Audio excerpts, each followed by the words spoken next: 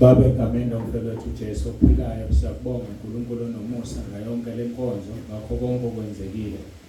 Siyabonga Nkosi sitholile ukudla kwenyama, ukudla komphefumulo. Ngicela Nkosi ubusise abazalwane bale brand ukuzikhandla nangokusebenza nangakho konke abakwenzile kuba lolu suku lube impumelelo. Siyacela Nkosi ubabusise bangenile emaphaketheni abo ngendlela ezihlukene uyabazi. Babusise uNkulunkulu wami ukube indebeni yakho nayo ekhayizulweni ubakhumbule nabo lapho beqhamuka. Ngikhulekela Nkosi ukuthi bawuthole umqhele wokulunga ngoba bayenzile inkonzo yokulunga. Nomndeni wonke walapha ekhaya ngithandazile ekuqaleni namanje ngiyaphinde ngicela unikela kuwena Nkosi ubiyele ubusise. Sibonga ke Nkosi ngakho konke londolozelo naloyo sephindele emuva. Bagcine Nkosi endleleni balondoloze bafike ekhaya bephephile. Nalabo abazobuya kusasa uma ungakalandi ibandla sisekhona siyacela Nkosi ubelanye nabo babusise baqinise.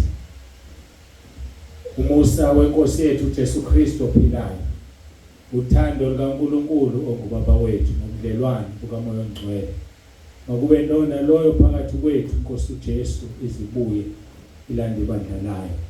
uJesu Kristu inkosi. uJesu Kristu inkosi. Amen. Amen. Siyabonga ke nihambe nonke nibe nokuthula kwenkosi uJesu Kristu inkosi. uJesu Kristu inkosi.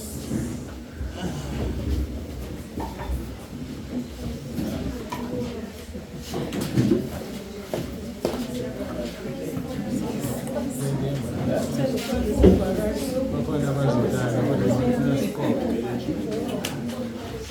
ukuze kube nisi noma sishiye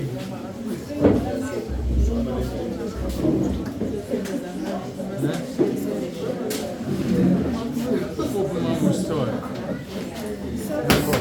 yikho lokho kudahlala sikole mama usitole sakhuluma mase kuphazamisa abantu abazolala la siqoqa noma sishiye kanje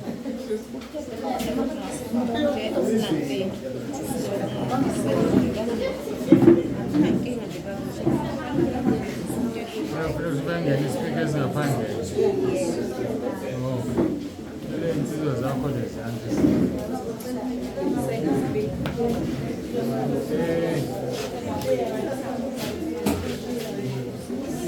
nigoqe kahle intambo emadoda irolethe intambo esipika esingaphandle